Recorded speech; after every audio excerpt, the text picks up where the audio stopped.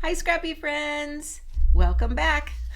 In today's video, some of you are going to just shake your head and be like, wow, she's crazy.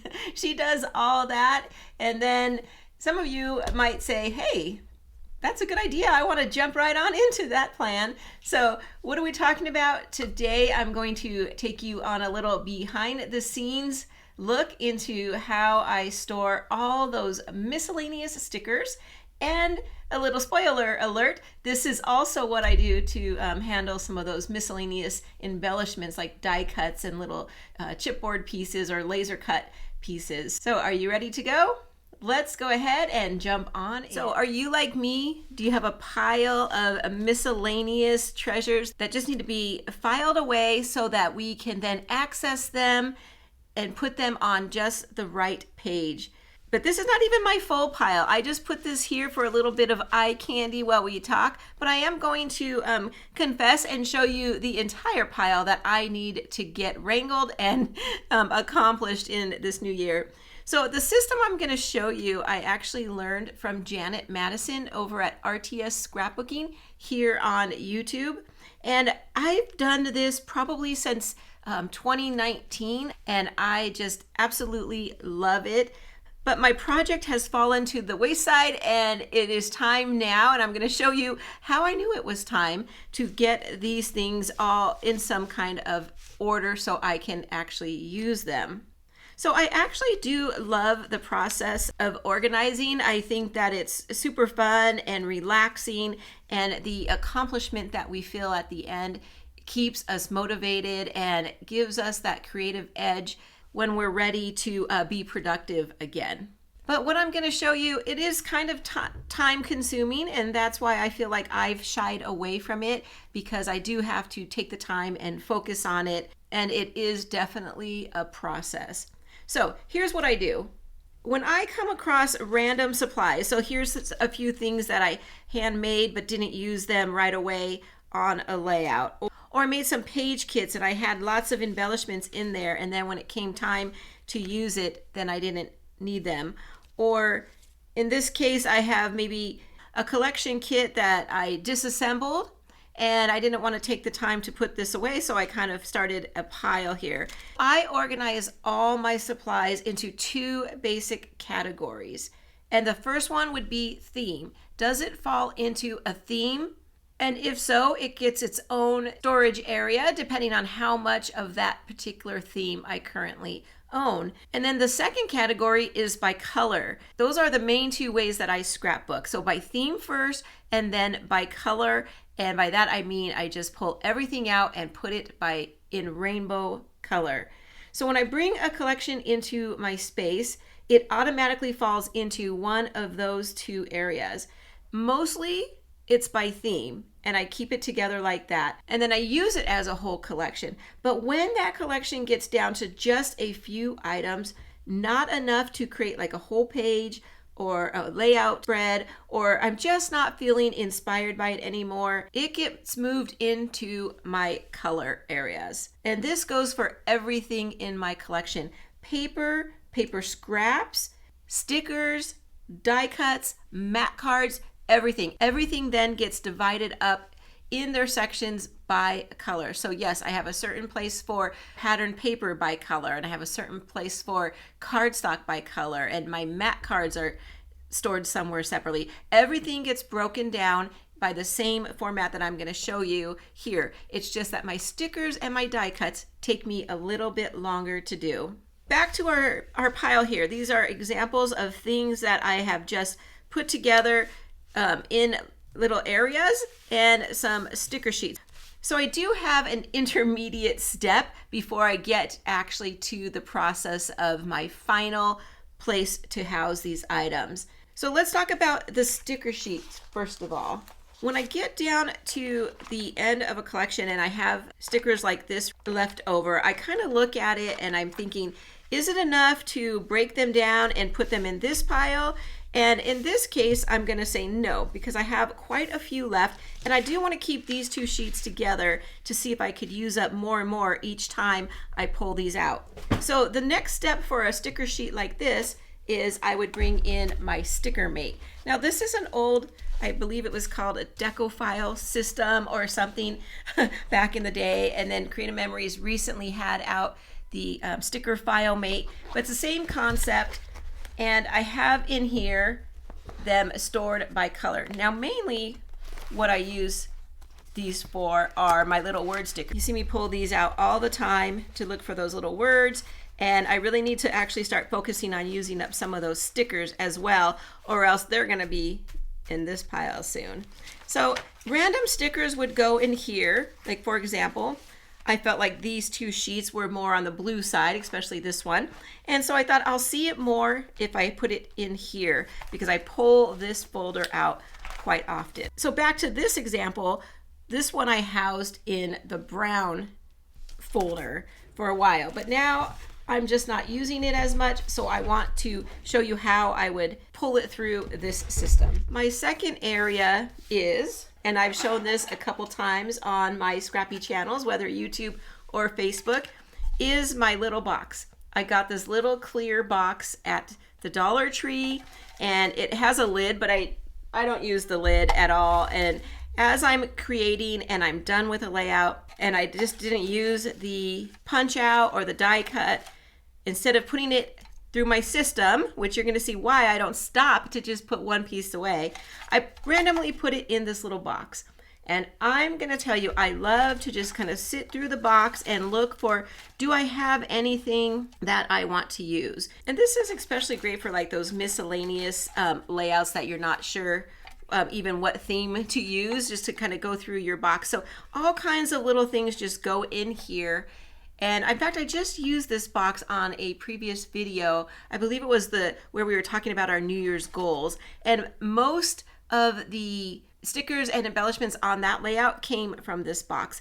But this box got pretty full last year and I had to dump it out. So this is a good amount to go through, but when it got pretty full and I couldn't really use it anymore, I dumped it into my next step in this process, which is yet another box. I know, it's crazy, and this is why I'm coming on here today, because this part has to be wrangled up for this year so I can get a fresh start. So here's the box. This is the last step. It's going to be in this box until it goes into my system. So again, these little pieces, everything is the same. In fact, that's where all these came from. This box got so full, then it didn't become fun anymore to start rooting through it and start trying to pick out things for a page. This is becoming way too time consuming, and I just need to get them in my system. So all of this is my focus of today's video. I want to get all of this into my color binders. The binders are where I store these small little pieces, and as you can see, each color kind of has its own binder color. As I've grown over time, I started with maybe having 2 and even sometimes 3 colors in one binder. As I grew my stash, then the color got their own binder. As you can see, I can't just start picking through my box and saying, okay, here's one, I'm gonna go run to my green binder and put it away. So that's just not gonna happen, because it's gonna take me way too much time to put everything away, and that's why I relied on my boxes. But I have to get this pile into the binders, and I can't just do it one at a time. So what do? I bring in a sorting tray. And I apologize because I don't remember where I got this, but I don't think it's about the box itself, because there are a lot of different boxes that we can use out there. This one just happens to suit my needs. The main thing, if you're looking for a box that was very important to me, because I'm not gonna do all of this in one sitting, I needed the box to be able to close tight. And so if I dropped it or turned it upside down, then they're not all gonna mix together. So this box has different compartments, as you can see here, and it looks like I already started to kind of put some things away. It has the different compartments, and I have 10 different colors in my color system, and this box worked perfectly for that. I did add a couple little dividers on this long row right here. I think you can see they're just little cardboard dividers. I taped them up so I would have more areas and they wouldn't all merge together. This is a nice deep box. If you have a lot of stickers like me, then you need something like this. And if not, maybe you just need a little tray or something just to divide it out. And now I'm going to sort everything in here by color. So as I go through, and I'm just going to look, you know, it goes pretty quick. And here's something that has 2 on it. I'm going to divide that and I'm going to split that in half and just keep going. I kept these 2 biggest sections up here are for pink and then for green. I tend to use a lot of those colors in my scrapbooking. So let me scoot this over. So as I go through the pile, I am going to come across things like this and even this, where now that I see them in here, I think, well, I think I want to put this in travel and then this little line in my food category, because I still have categories open for both those. So I'll put them there, and if I'm finding they're not working out there, then I might move them into the system. But for now, I think I'm going to move those. So I'm going to start a pile off to the side where I can put those kind of things. So now it's just a matter of going through and sorting everything out. This kind of thing, I'm going to actually move the stickers around, try and get the white ones to the white and the black ones kept separately. For stickers, at this moment, I'm keeping everything on the sticky back that it comes on. And when I get to the binder, I'm going to explain more about why I do that. So yes, I will sit here and cut them out like this. So when they're going into my binder, I will have the black and the white separated. Black will come over here, white, and I'm just going to keep going. Here's a big embellishment that's probably not going to fit in my box. So again, I'm going to put that aside for now. But then here's one that will fit in my box, so it's going to go in. So when we have things that are multicolored, this is one example. It has some pink and some dark navy blue on it. Well, I look at it and I say, what kind of layout would I use this on? Probably more of a florally pink kind of page. So I would put that one with pink. Now when it comes like something like this bird, this one is a little bit more tough because it has several different colors. It has the blue, the orange, and the pink. And of course a little bit of black, but I'm not going to look at the black. I'm looking mostly at the blue, pink, and yellow. And where should I put this? When I have something like this, I try to stay away from multicolor as much as possible. You'll see here I end up eventually having to cave and put it in multicolor because I just can't make a decision. I do have a binder for multicolor pieces like this, but I'm telling you that is probably the last folder I ever would look at. In fact, I should probably go back through and look through it and maybe purge out some of that stuff because I just don't pull that. So that's why I try not to put it in multicolor. So something like this, I would look at it and say, okay, where would I look at this? Would I rather have a yellow bird, or would I want to put this on a pink page or a blue page? And so that one's a tough one. And probably I'm going to say go with this yellow. Okay. But in all honesty, as I'm going through here, I'm going to see some things that maybe I'm deciding I want to purge at this point too. I told you in my goals video, I do want to purge. So this bird doesn't really call to motivate me at this point in my scrapbooking journey, and I don't think I honestly would ever use it. I don't know why. I think it is because it's multicolor, and I feel like the flowers are very specific, although it's the same flower I just put away, so that's kind of funny.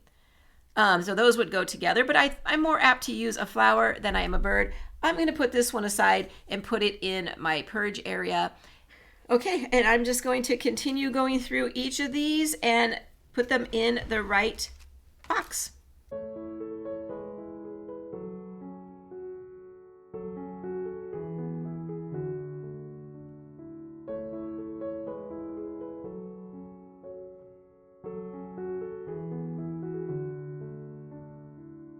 Okay, so that didn't take very long. I know I had you on fast forward, but it really didn't take very long at all.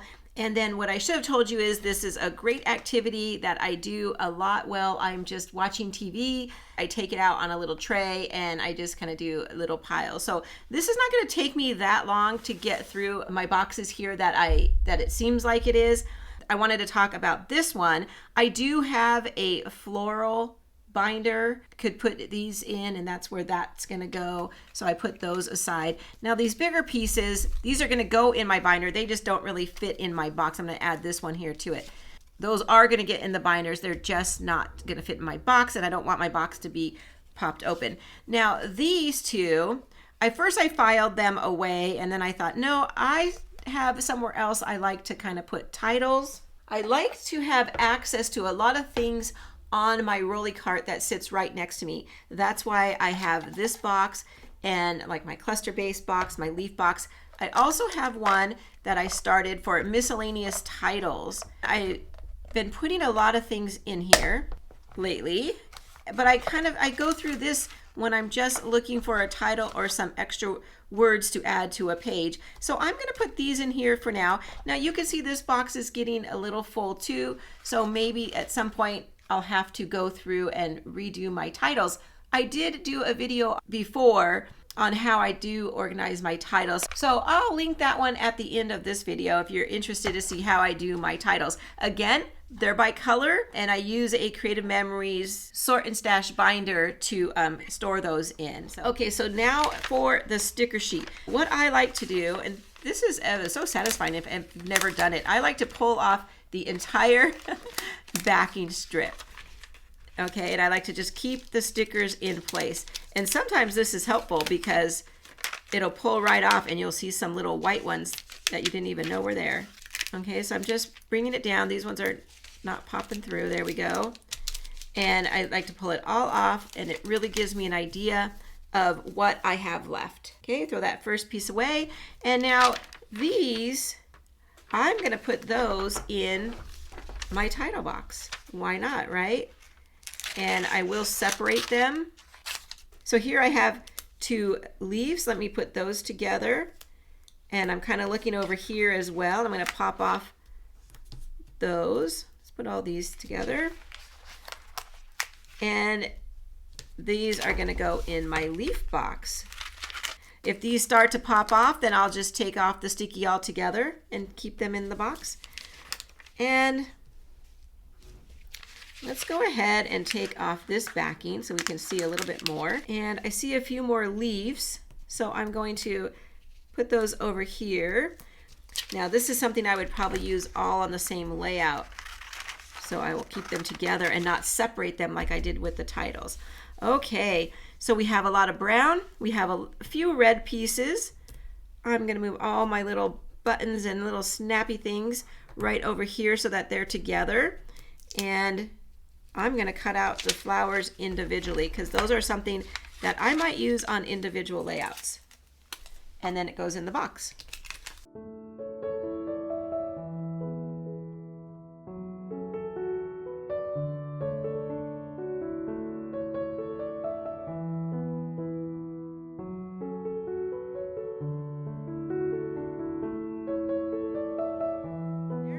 And our pile is done. So let me grab my binder and we're going to see how I put these in the binder. Okay, so I also, while I'm cleaning this up and grabbing my binder, I'd like to take the opportunity to ask you to please click that like button and let me know if you're liking this kind of organizational video. And I thank you for doing that, and I'll be right back. So here is an example of my binder. All of them are set up exactly the same. This one is the blue and purple, so you'll see I still have two colors in this binder. This is a 2.5 inch binder. Here's what the inside looks like. Now, I've been doing this since about 2019, like I said earlier, so several years. So a lot of my pages have some wear and tear, especially on the top ones, and they're getting a little frayed here at the bottom, but no pages have fallen out yet. Here's what I used to do. Let me pull this out so I can show you up close. So here's what I learned over from Janet Madison. Back then, I took a piece of wax paper. You could see that there. And I used white glue, just regular old Elmer's white glue, and I put it on a piece of cardstock. Now this was not my scrapbooking cardstock, just some cardstock from the stationery store. So I glued it on and wrapped it around. This one doesn't, I'm not sure if I wrapped this one around or just put 2 pieces on. At the time, I went through all my stickers. I would peel them off the sheet and then stick it here onto the wax paper. And they do pull up on and off very easily. I could take them off, and if I decide not to use it, I could put it back on. Really depends on the sticker, of course, and how many times you do that and not use it, then you're taking a chance of it not sticking on. I went through all my stickers at one point and did that concept. But now, as you saw when I was sorting, I don't do that anymore, and I'm going to go through this book a little bit and show you what I do now. But you'll see a mix, because I'm not going to take this out. I'm not going to redo these. There's really no way to redo it. I'm not going to stick these back on paper. So I just use it as it is. And one day, maybe this whole entire page will be empty, and then it will come out of my book. So they are double-sided. This is why I do this system, because now all I have to do is flip through and look for that special piece. And let me tell you, it just jumps out at you sometimes, because now everything is at a glance. I don't have to root through a bunch of different collections looking like, oh, I know I had some bluebirds somewhere. Nope, I could just open my binder and flip through, and then I'll see something. Sometimes I'll see stuff I didn't even know I was looking for. So these are all the stickers. So this one is 3 sheets of wax paper for stickers, and you'll see here's the back side. And I do recommend always leaving yourself some spare room. Okay, and so I have all my binders are arranged the same way. I have my stickers in the front, and then I would start with the die cuts. Here's my die cuts. It starts with die cuts, but now as we go through, you're gonna see that I actually put the stickers and die cuts all together on one piece, all mix and match. I try and keep some like items together. Here you'll see I have stickers, and here I've just cut them out of the sticker sheet that they were on, and I tacked them into this binder. How do I get them to stay in here nice and flat like that? Well, you can kind of see right here, so that one's popping out, over here's popping out. I feel like I'm a little bit neater nowadays in putting these in. Who remembers these photo splits? Oh, I used to love these things, and this is actually my last box of big ones, and then I have this even, I believe this one's even older. I was gifted a case of these right around the same time I started my book.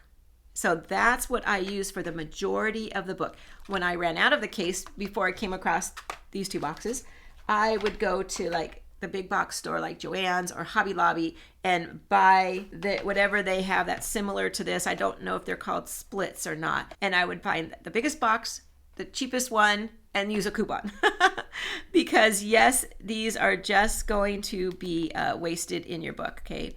And I go super light on that. So sometimes I'll use half of a photo split, just put it in there lightly. And so let me show you what I mean. So I'm not really ready to do this whole project yet because I need to do a lot more sorting. Let's go to our blue and pull out a few things, and I'll show you what I do. So what I like to do is if I'm working on a tray or something, I could turn them all over, bring out the photo splits right away. Now this is a piece of thin chipboard, which I've taken the backing off, and that one's gonna need a whole one. And I rub it on there really well too, because that exposed cardboard might not hold it that well.